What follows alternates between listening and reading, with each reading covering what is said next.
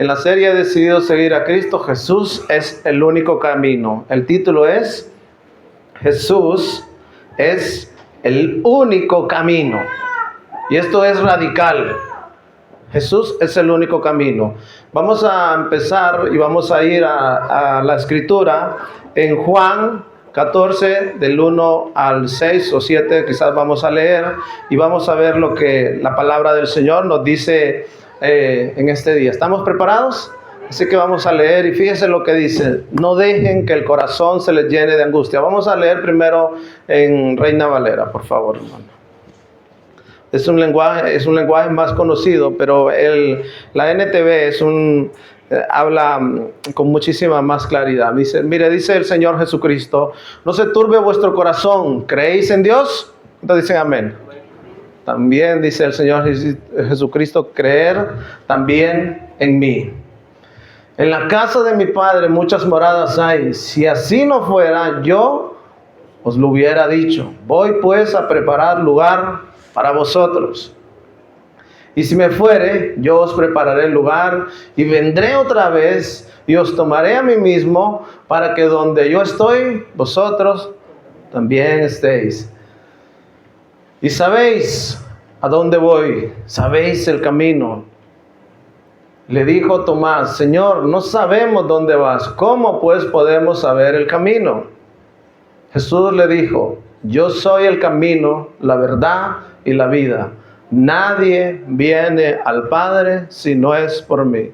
Ok, vamos a hacer una pequeña oración. Le invito a que juntos oremos y le digamos: Señor, en esta mañana, ayúdame a recibir el mensaje por completo, Señor. Y que se me quede, Señor, bien, Señor, grabado, Señor, en mi mente y en mi corazón, Señor, todos los días de mi vida. Y no solo que se quede grabado, sino que también, Señor, lo pueda transmitir a aquellos que aún no te conocen, Señor. Gracias, Señor, por dejarnos esa reivindicación tan grande y tan clara que nadie más ha hecho más que tú. Señor, tú eres el camino y la verdad y la vida, y nosotros queremos conocerte más. Oramos para que en esta mañana así sea, y el pueblo de Dios dice amén.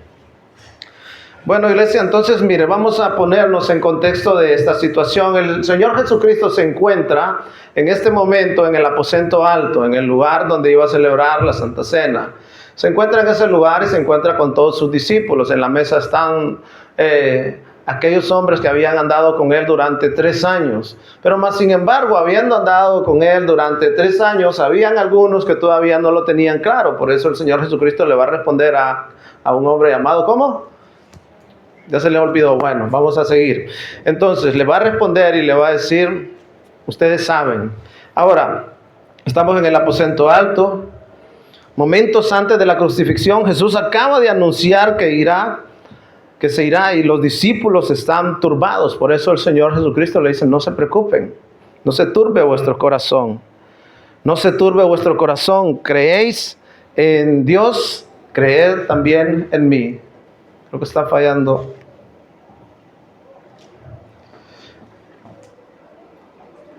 Lo voy a poner aquí enfrente, hermano. Vamos a probar eso. Entonces dice: creed también en mí.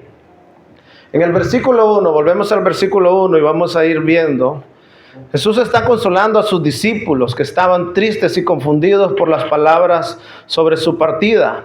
Les dice que no se angustien, que así como confían en Dios, también deben de confiar en Él. Esto es el contexto que tenemos. Ellos están tristes porque Jesús les está revelando que Él va camino a la crucifixión. Les está diciendo: yo me voy, pero no se preocupen. El Señor Jesucristo les dice: no se preocupen, y es lo que nos dice hoy: no nos preocupemos. Él tiene todo bajo control. Entonces, cuando enfrentamos incertidumbre, dolor, podemos tener paz si confiamos en Jesús. Él les está diciendo: ustedes van a pasar por una situación, y conoce el Señor Jesucristo el corazón de ellos, pero también conoce nuestro corazón.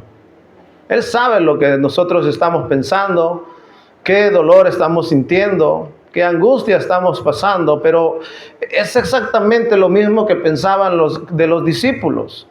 Y Él le dice, no se preocupen, hay una esperanza.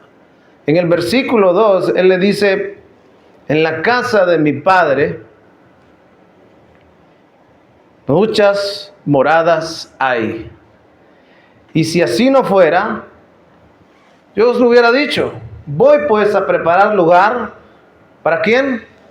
Miren, cualquiera que sea la circunstancia, les está diciendo a los discípulos que ustedes vayan a pasar, no se preocupen porque yo voy delante de ustedes a preparar un lugar y la promesa es de que ustedes estarán conmigo.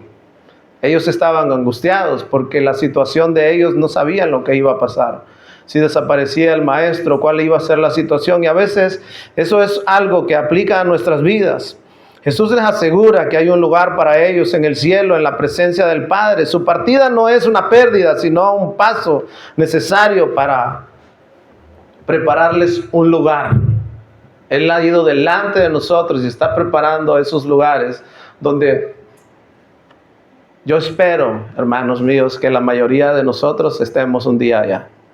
¿Sabe? El anhelo de cada uno, de cada persona en este mundo es un día poder tener en lo terrenal su casita, ¿cierto? ¿Cree usted que haya alguien en este mundo que no quisiera tener una casita, aunque sea humilde allá en donde quiera que sea, o aquí mismo? Tener su pisito, su lugar de estar, su bienestar y todas esas cosas que añade el hogar. Pero no solo queremos tener una casita, un hogar que tenga las cosas necesarias para nosotros poder estar bien, pero también queremos estar con la familia, ¿verdad? Queremos estar con las personas que aman, porque la palabra del Señor dice que claramente que de qué nos serviría tener un palacio si no tenemos paz ni comunión con Él. Entonces necesitamos todo eso, y así como también en lo natural necesitamos eso, vamos a necesitar un lugar hermoso para la eternidad, que es el más importante. En esta vida pasaremos quizás 70, 80, 90, 100 años, algunos puede que lleguen. Y sabemos que tenemos necesidades, pero déjenme decirle que la necesidad de tener un lugar eterno es algo más allá de lo que nosotros podemos entender. Por eso el Señor Jesucristo vino y les deja ese mensaje. Les dice, ustedes no se preocupen, que cuando ustedes pasen de este lugar al otro lado, hay un lugar donde yo mismo se los voy a preparar. Yo mismo prepararé ese lugar para ustedes. Entonces imagínense por un momento. Estos hombres están turbados, están desconsolados. Y muchas personas a lo largo de la historia, o quizás ahora mismo contemporáneamente, han tenido esas preocupaciones. Pero el Señor Jesucristo es real. Y por eso Él dice, yo soy el camino, la verdad y la vida. Es más, Jesús dice, cuando hace esa afirmación, no dice, yo soy uno de los caminos. Yo soy una de las vidas. No, Él dice, yo soy el único. ¿Y qué puede pasar si nosotros no confiamos en eso? Mire, más adelante, cuando vamos desarrollando el sermón, vamos a ir viendo de que todas las religiones no llevan hacia ningún lugar. Mas, sin embargo, Jesús se para y dice, confiad en Dios. ¿Confían en Dios? ¿Cuántos confían en Dios? Confiemos también en lo que dijo Jesús. Dijo, yo voy delante de ustedes a prepararles ese lugar. Y como le decía, Jesús les asegura que hay un lugar para ellos en el cielo. También nos asegura a nosotros en la presencia del Padre. La partida de Jesús hace 2000 años, su muerte y resurrección marcó una diferencia muy grande. Y puede marcarla en nuestras vidas también. Tenemos una esperanza segura. Jesús nos promete vida eterna con Él. Esta es la certeza que debe de darnos consuelo y motivación para seguirle. Por eso la decisión de seguir a Cristo debe de ser una decisión individual, pero con convencimientos sólidos. A lo largo de esta serie de sermones vamos a ir viendo realmente si nosotros somos seguidores de Cristo. Si realmente tenemos preparado un lugar en el cielo. Porque a veces miren, es triste lo que le voy a decir, pero sabe que hay personas que quizás han viajado a otros países y se han ido y han enviado, yo creo que usted ha escuchado esas historias de personas que se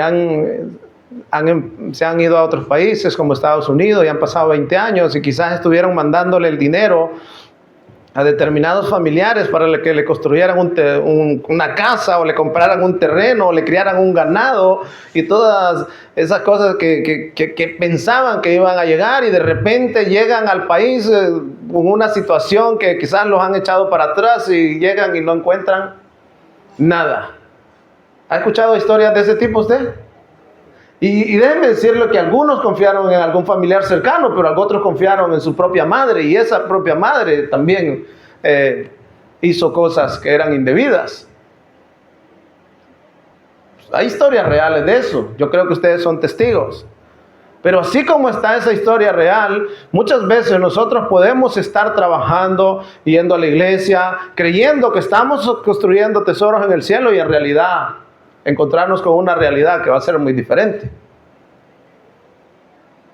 ¿Sí me estoy haciendo entender? Lo natural siempre nos enseña sobre lo espiritual. A veces pensamos que el camino que hemos decidido llevar es el correcto, pero la Biblia dice, hay caminos que al hombre le parece que son. Hay caminos, por eso Jesús dice, yo soy el camino. También Él dice, yo soy la puerta. Él se hace una definición absoluta y dice, yo soy. Pero el hombre se ha inventado otros caminos que a él le parece que son correctos.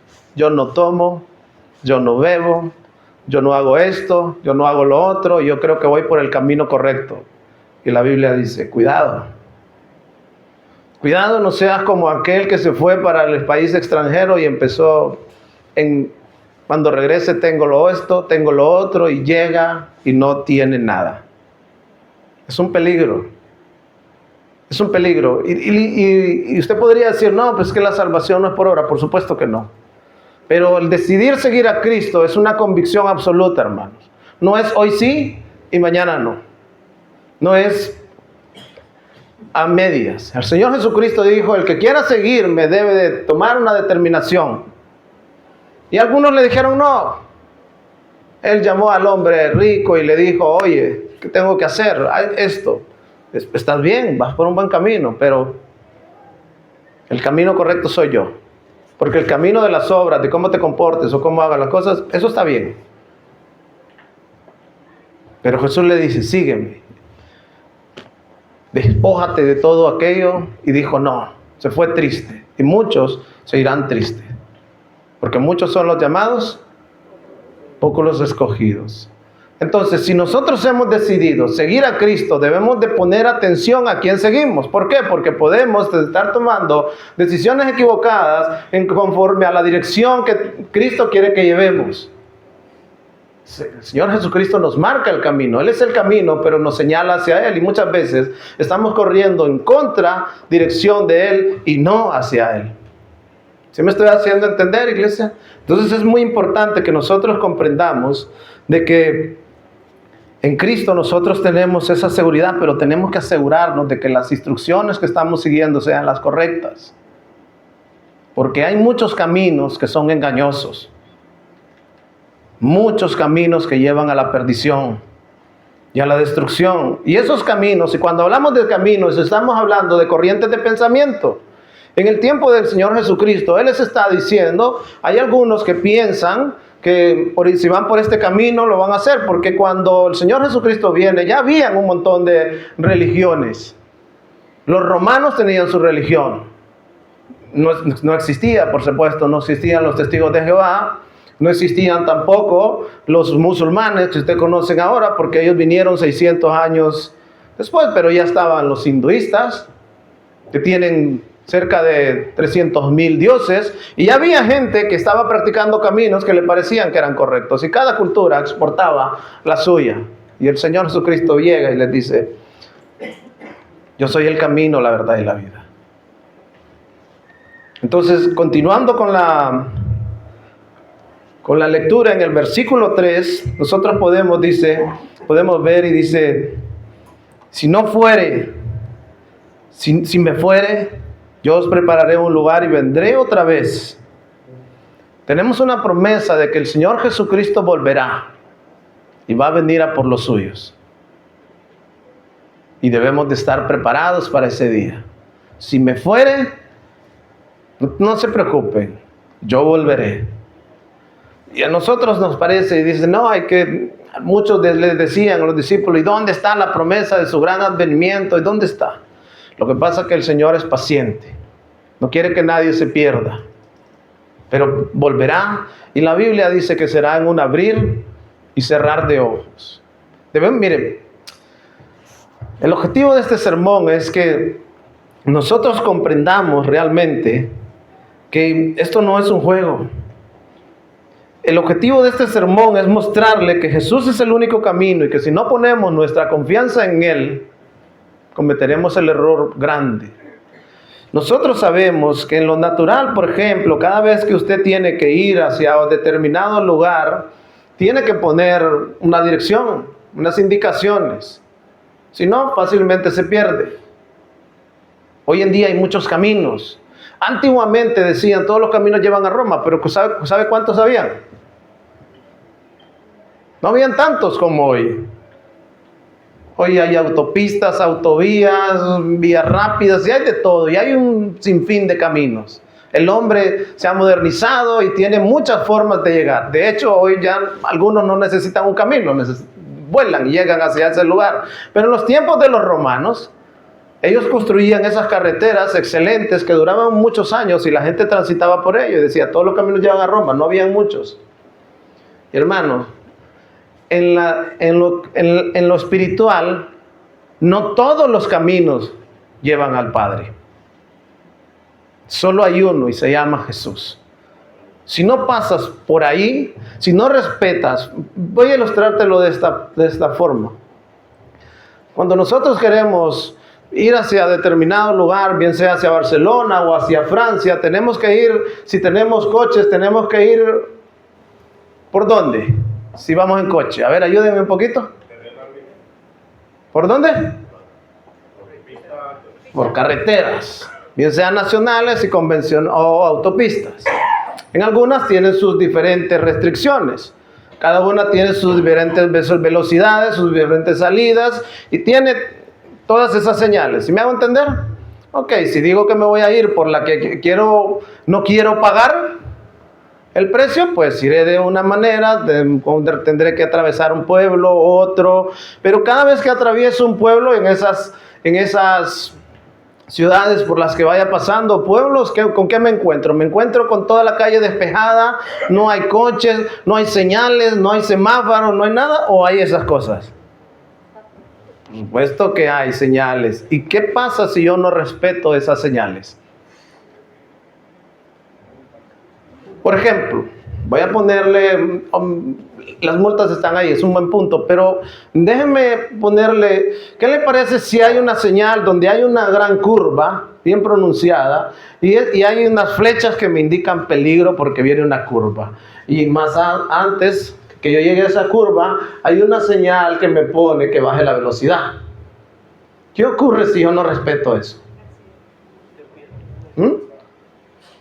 Voy a pasar de esa curva y hasta ahí nomás voy a llegar. Y cuando Cristo dice, yo soy el camino, también Cristo está señalizando que hay lugares por donde vas a tener que pasar si quieres seguirlo a Él, y vas a tener que adaptarte a lo que hay en ese camino. ¿Sí me estoy haciendo entender o no? No puedes ir como te dé la gana.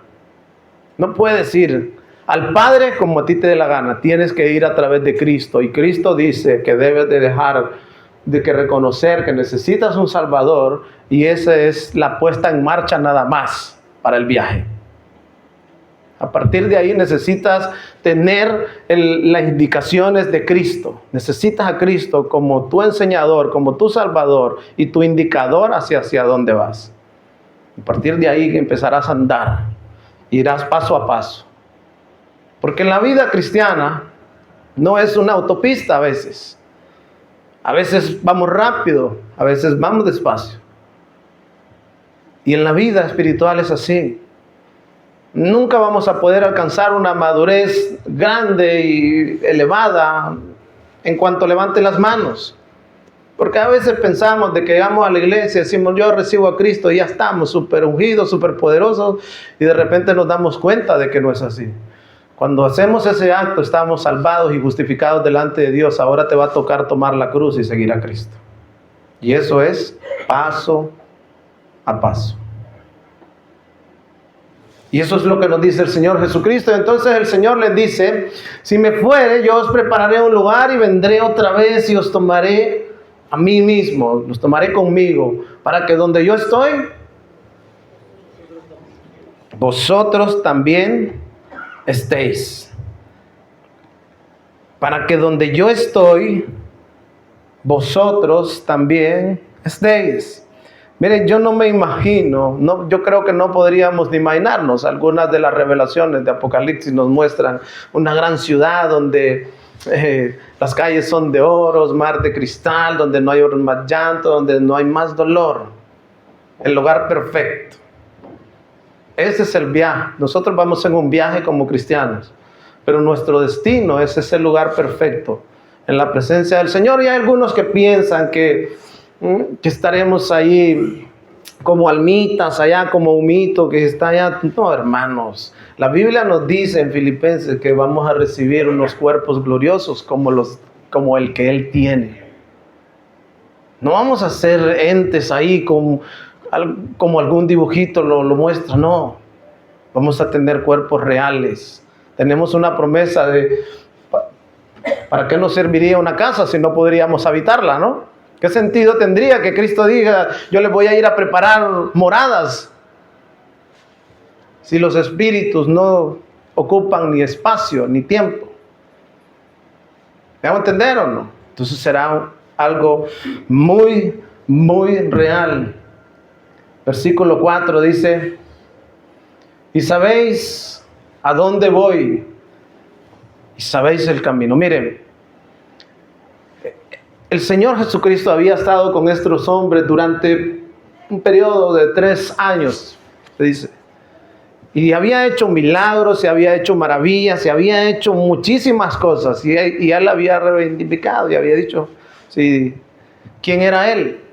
Pero muchas veces, aún con las evidencias que ellos tenían, escúcheme bien, las evidencias que ellos tenían, los hacían dudar. Imagínense a nosotros. Por eso el Señor es misericordioso con nosotros. Aún ellos tenían esas dudas, habiendo visto al Señor Jesucristo caminar sobre las aguas, levantar a los muertos y hacer una serie de cosas. Por eso cuando alguien dice, no, es que yo hasta no ver, no creer. No se trata de ver con los ojos. Porque ese va a ser uno de los engaños más grandes. En los últimos tiempos dice que se levantarán falsos maestros y harán grandes señales y milagros, pero no tienen nada que ver con Cristo, y llevarán a muchos al engaño. Y sabéis a dónde voy, y sabéis el camino. Dice, le dijo Tomás, Señor, no sabemos a dónde vas. ¿Cómo pues podemos saber el camino? El Señor Jesucristo le está diciendo claramente, yo me voy al Padre. Ahora, muchos dudan de cuál es ese camino. Y muchos no quieren aceptar ese camino. Y otros dicen, no sabemos. Y muchos hacen esas afirmaciones, pero el Señor Jesucristo va a responder. Y dice, Jesús le dijo, yo soy. Y cuando Jesús usa el término yo soy, está hablando Él es el gran yo soy. Pero también es el término de decir yo soy el camino. O sea, yo soy el único puente. Cuando vemos camino, también podríamos hacer una pequeña definición de puente. Usted sabe que un puente une un lugar con otro. Entonces entiéndalo más o menos de esta parte. Si no pasamos a través de ese puente, no podemos llegar hacia ese otro lugar. Y es que nosotros estábamos en el lugar de muertos y pecados, y cuando viene Cristo y hace la obra redentora en nosotros, extiende en aquella cruz sus brazos para que nosotros podamos pasar hacia el lugar santo de la presencia del Señor, y ahí se abre el velo y dice que nosotros ahora tenemos acceso porque Él es ese puente, Él es ese camino hacia donde nosotros podemos y debemos avanzar. Yo soy ese camino, pero no solo dice, yo soy el único por donde ustedes pueden llegar, sino que esta es una verdad, y eso es una verdad absoluta. Pero muchos podrían decir, y fíjense bien, voy a terminar este versículo, dice, y la verdad y la vida, y nadie viene al Padre si no es por mí. Mire, podemos ver nosotros a lo largo de la historia o en todos los contextos que usted pueda buscar, históricos o lo que sea, que no ha habido alguien que haga una reivindicación como esa. No lo hizo Mahoma, no lo hizo Siddhartha, no lo ha hecho ninguno de los líderes religiosos que ha existido, y lo ha hecho como lo hizo Jesús. Yo soy el camino, la verdad y la vida. Nadie viene al Padre si no es. En Hechos 4:12 dice, en ninguno hay otra salvación. No se trata de una religión, moral o tradición. Se trata de Jesús y solo Jesús.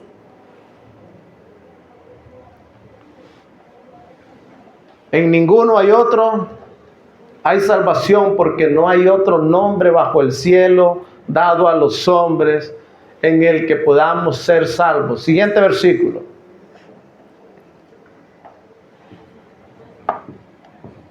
Solo en el nombre de ¿quién? Jesús. Por eso, cuán hermoso su nombre es, iglesia. Debemos de entender eso. Alguien podría decir, pero está bien, tú dices eso, pastor, en esta mañana, pero ¿por qué? ¿Cuál es tu confianza y tu seguridad en ello? Mire, la historia en el Antiguo Testamento señaló a Jesús con más de 300 o 3000 o todos los textos que usted pueda encontrar que hablan de la venida de Jesús. Y nos habla con muchísima claridad de que Jesús vendría. Y hay testimonios de los que, como los apóstoles, hablaron con claridad acerca de quién era Jesús. Ellos, cuando Jesús se va, déjenme decirle que ellos quedan en incertidumbre durante un tiempo. Luego Jesús resucita y se les aparece, y de ahí la fuerza del Evangelio por la esperanza de la resurrección de Cristo. Porque hay gente que dice, ¿cómo tú sabes que Él es el camino? ¿Cómo tú puedes saber que Él es el único camino? ¿Cuáles son las evidencias de eso? En primer lugar, el Antiguo Testamento lo afirmó. Dijo que vendría y vino. Se cumplieron muchas profecías con Él, anunciadas en Isaías. La Virgen concebirá, dará un hijo, príncipe de paz. En Miqueas también habla sobre Él y dice que nacerá en uno de los pueblos más humildes que hay. De ninguno otro de los profetas o de los que han inventado religión hasta hoy hubo profecías sobre el nacimiento de ellos, sobre la venida de ellos. Luego nos encontramos con que fue anunciado. Luego Él viene y hace esa afirmación. Trae las credenciales de que haría grandes señales, milagros, y la Biblia lo tiene registrado. A partir de ahí, en su partida, más de 500 personas pudieron verlo resucitado. Todos esos textos son históricos y están ahí en las Escrituras. La tumba fue vacía.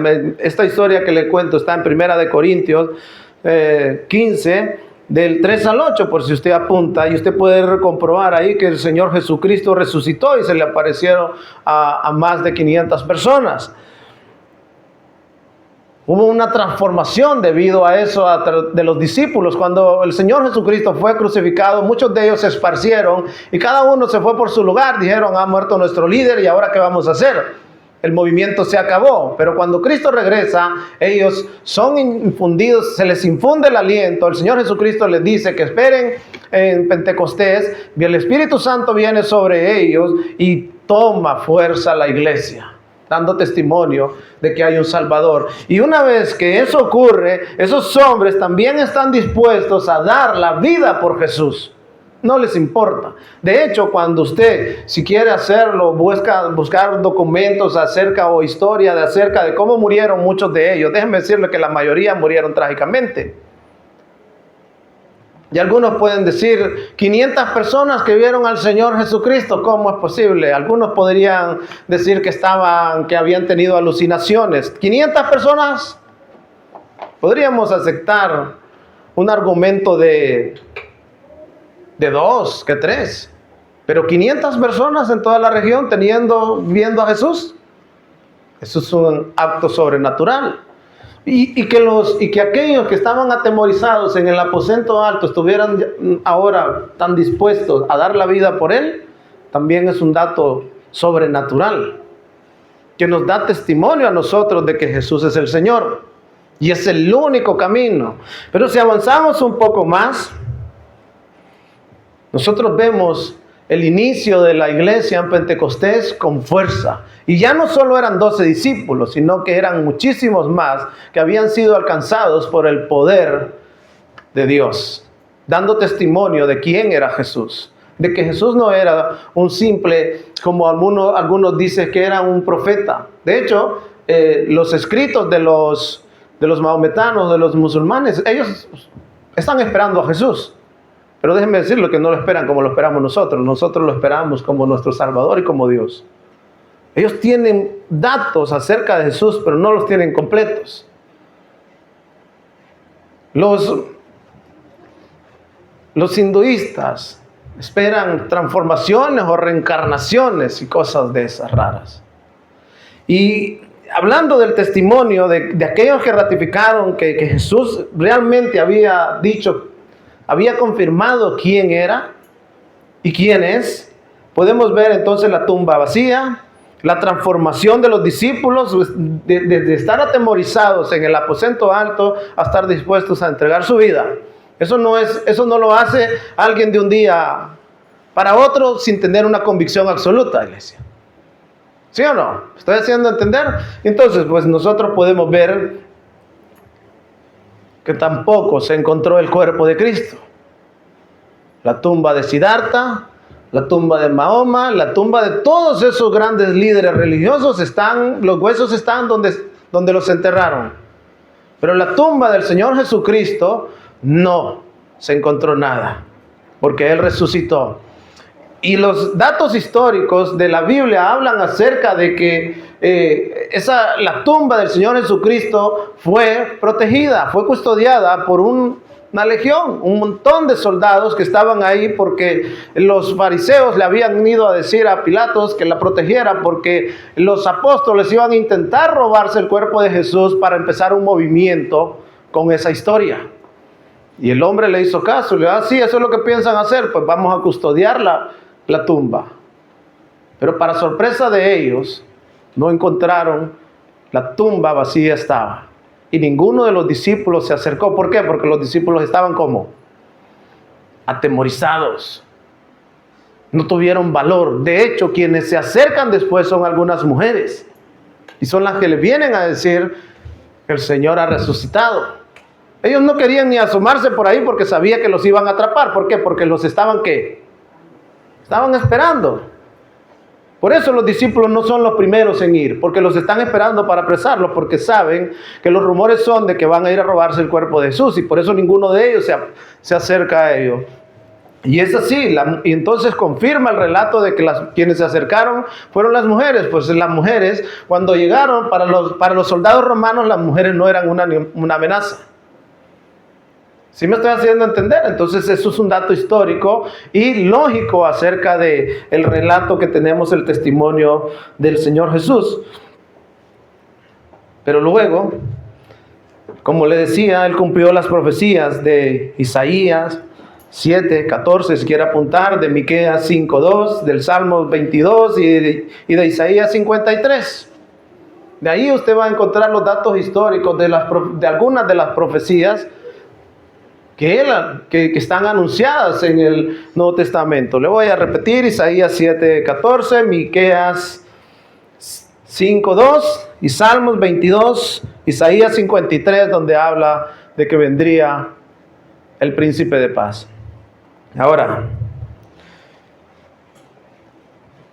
primero fue confirmada su historia,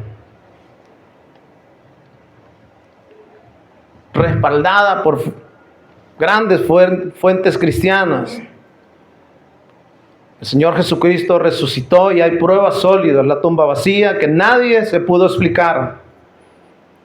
Y una de las más evidentes, mis estimados, es que Jesús sigue cambiando vidas. Y esa es la promesa, que Él seguiría cambiando vidas. Evidencias de la resurrección de Cristo y de que Él es el quien dijo que era, es que Él sigue cambiando vidas. Yo lo puedo llevar a hombres históricos, como en la misma escritura podemos ver el relato del endemoniado gadareno. Jesús cambia su vida. También tenemos a Saulo de Tarso, el que escribió casi la mitad del Nuevo Testamento, un hombre que el Señor Jesucristo, más o menos, se calcula que 7 años después se le aparece a él y cambia su vida por completo. Un enemigo testificando de la resurrección de Cristo. Cuando vemos a Pablo en su actuar, podemos ver de que él perseguía a la iglesia y lo estuvo haciendo por mucho tiempo. Pero el Señor Jesucristo se le aparece y le dice quién es. Lo baja del caballo de la persecución, de la soberbia, y lo pone a trabajar para él. Ahora este enemigo que negaba que Jesús había resucitado, que eso era un movimiento falso, entrega su vida por esa verdad y se une a los discípulos de Jesús. También tenemos a aquella mujer samaritana, rechazada por la sociedad y luego aceptada y siendo la primera evangelista que llevó el evangelio a aquel pueblo. Esos son relatos bíblicos. Y usted me puede decir, no, pues porque siempre hay argumentos, ¿cierto? De parte de los que no todavía son como Tomás. Yo todavía no me queda claro eso, Señor. ¿Cómo es eso? Pero hay muchas historias, entre ellas Agustín de Hipona. Era un hombre que no le interesaba absolutamente nada de lo que tiene que ver con la cristiandad. Y usted lo puede buscar, escríbalo. San Agustín, que luego se va a convertir en San Agustín. El Señor Jesucristo cambia su vida. Luego nos encontramos con Martín Lutero, un monje que iba a ser un gran abogado o un profesional. Tiene un encuentro con Jesús y se entrega para la obra del Señor. Cambia su vida. Y no es a la fuerza. No es con un arma. No es niega tu fe con un arma en la cabeza, como algunas religiones impusieron. Ahora, tenemos a esos hombres. Había un hombre esclavista llamado John Newton.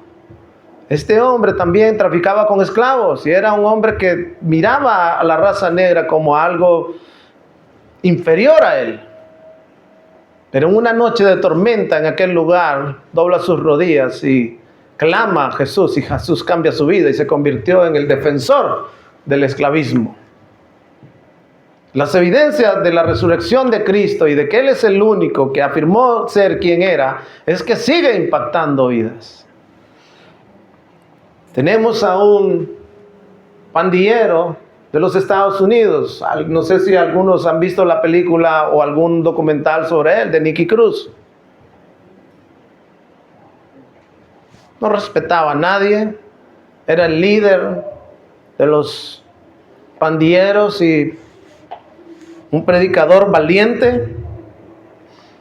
Lo evangeliza y cambia y se convierte en uno de los líderes cristianos de renombre.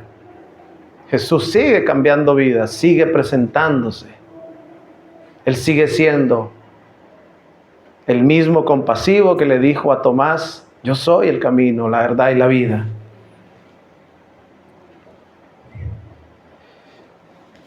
Hermanos, nosotros también podemos dar testimonio de Él. Yo puedo decir que Jesús es el camino, la verdad y la vida porque yo conocí su verdad. Y la mayoría de los que están aquí me conocen desde hace muchísimo tiempo. Hoy nos visita por aquí David también, que me conoce desde hace tiempo. Y él ha cambiado mi vida. Y estoy seguro de que ha cambiado la vida de muchos de los que están aquí. Pero quizás algunos todavía no han entendido quién es Él. La Biblia nos dice con claridad, la historia nos dice con claridad quién es Él. Y si todavía se le queda corto el testimonio de estos hombres, déjeme decirle que hubieron historiadores como Tácito en tiempos de Roma, como Flavio Josefo, un judío, que hablan de Jesús. Usted puede buscar en las redes sociales y decir quién era Tácito, un historiador ateo. Déjenme decirle que hablé de cristianos, pero hoy le hablo de ateos, historiadores o personas que llevaban el diario del Estado, que escribían la historia del Estado. Y ellos escribieron acerca de esos acontecimientos de Jesús. El Talmud judío también. Todos afirman que Jesús vivió. Nadie niega que Jesús vivió. Y algunos dicen, sí, yo creo que era un buen chico, dice. Vino una vez una persona, dice, yo creo que es un buen chaval, dijo. Hermanos, es el Rey de Reyes. Ese es el problema, pensar de que Jesús solo fue un buen hombre. Por supuesto que lo fue. Él vivió la vida perfecta. Él fue el único que pudo vivir la vida que nosotros no podíamos vivir. Por eso Él es el único, como dice Juan, Él es el Cordero de Dios que quita el pecado del mundo. En ningún otro hay salvación. En ningún otro. Olvídelo. Eso es una verdad absoluta, como que el sol calienta. ¿Cierto o no? En estos días que hemos estado, ¿han visto cómo calienta el sol? ¿Quién negará eso cuando sale allá afuera y se pone un ratito delante de él? Alguien podría decir, ay, qué frío que tengo si permanece unas 2 horas a la intemperie con el sol que está haciendo. Eso es tan absoluto y eso va a ser, y eso es lo que ocurrirá, que muchos no podrán negar lo absoluto, pero será demasiado tarde porque sus necios corazones no quisieron entender quién era Jesús. Por eso la serie titulada He decidido seguir a Cristo tiene varias enseñanzas. Y una de ellas es de que si has reconocido que eres un pecador, que necesitas un Salvador, no necesitas un Salvador cualquiera. Necesitas a Jesús, el único que puede salvarnos. El único nombre dado a los hombres. Puedes estudiar las diferentes religiones. Muchas de ellas tienen muchas cosas buenas, pero no conducen a la vida eterna en el sentido de salvación. ¿Sí me estoy haciendo entender, iglesia? Entonces necesitamos a Jesús como nuestro Señor y nuestro Salvador. Como ya le he hecho un breve repaso acerca de la historia bíblica, historia del tiempo de los romanos, historia de hombres que fueron cambiadas sus vidas, y el Señor sigue cambiando vidas y no importa la condición en la que estés. No importa tu pasado, ni te llama tampoco para que cumplas una serie de rudimentos que creen que le van a añadir a la salvación, porque la salvación es por gracia. Porque déjenme decirle que, como dice la Escritura en Romanos 3:23, todos pecaron, están destituidos de la gloria de Dios. Están en el otro lado del puente, al otro lado del abismo, y necesitan venir a Cristo primero para poder pasar hacia ese otro lugar. Pero a Cristo solo se puede venir, en primer lugar, es en arrepentimiento. En primer lugar, reconociendo que necesitamos, que somos pecadores, y en segundo lugar, reconociendo que solo Él puede ayudarnos. Las consecuencias de no arrepentirte pueden ser muy graves. Si tú has decidido seguir a Cristo, debes de tomártelo en serio, y muy en serio, porque si no, las consecuencias serán muy graves. ¿Recuerdan la pequeña historia que les conté hace un momento de personas que pensaron que tenían y no tenían nada? La Biblia nos dice también, algunos vendrán y me dirán, yo tengo aquí, yo hice allá. ¿Y qué dice que les va a decir? No tienes nada aquí. Pero no, pero yo en tu nombre, no. Pensaste que lo hacías en mi nombre, pero no tienes nada aquí. Como aquel que se fue a trabajar a los Estados Unidos, pensó que tenía y llegó a la casa y dijo, este es mi terreno. No, aquí no hay nada. Esto no es tuyo. ¿Sabe? Cuando miramos esas historias y lo miramos con los ojos espirituales, a veces todo lo asociamos. Por eso la gente dice que nosotros solo pensando en las cosas de Dios. Es que para nosotros todo tiene que ver con Dios cuando hemos decidido seguir a Cristo. Cuando tú decides seguir a Cristo, tienes que poner tu mirada. Cuando tú vas siguiendo a alguien, déjenme ilustrarle de esta manera. Cuando vas siguiendo a alguien, miren lo peligroso que es. La vez pasada fuimos a Francia y fuimos a la reserva africana. Íbamos con el cuñado, con el chele. Y yo viajo a Francia, a la zona de Perpiñán, estoy por ahí, he estado trabajando y viajando, ¿no? Y ellos me dijeron, no, ven aquí. Le dije yo a mi cuñado, ves tú delante y ya te sigo yo. Pero no, sabemos que vos conocés esa parte. Entonces me dejaron ir delante. Yo puse el GPS y por un momento me despisté porque no había llegado hasta esa parte de la reserva esta. Y por un momento me despisté y me pasé la salida. ¿Cómo se llama la salida? ¿Te acuerdas? La salida que está ahí. Bueno, llegamos hasta Narbona al final, o sea, teníamos que salir una salida antes y me despisté por ir hablando, pero ellos iban confiados de que yo conocía. Y seguí hasta Narbona y luego salimos y, hermanos, cuando hacíamos la vuelta, casi hay un accidente, ¿verdad, Chel? Casi provoca un accidente. Entonces, miren, esto es peligroso. Si no estamos bien seguros, podemos accidentar nuestra vida por toda la eternidad. Ellos fueron confiados, pero nosotros debemos de ir desconfiados en Cristo. Hay mucha gente que está confiada en otras religiones y siguen a personas que los están perdiendo. Podemos cometer errores de este tipo, hablo de lo natural, pero si nos equivocamos en lo espiritual, si nos perdemos, porque a mí me parecía que ese era el camino correcto. Y hay gente que parece que sabe muy bien y pone su confianza y dice, no, sí, ese va por el camino correcto. Pero miren, un pequeño despiste y se acabó. Entonces entendamos, Jesús es el camino. Solo hay un camino para llegar al Padre y ese es Jesús. Si nosotros obviamos eso y decimos, pues, da igual. Rechazar a Jesús es rechazar la vida eterna. Si no crees en Jesús, estás separado de Dios, dice Efesios 2:12. Y ya estamos terminando, iglesia, no se preocupe. Efesios 2:12 dice, en aquel tiempo estabais sin Cristo, alejados de la ciudadanía de Israel, ajenos a los pactos de la promesa, sin esperanza y sin Dios. ¿Cómo?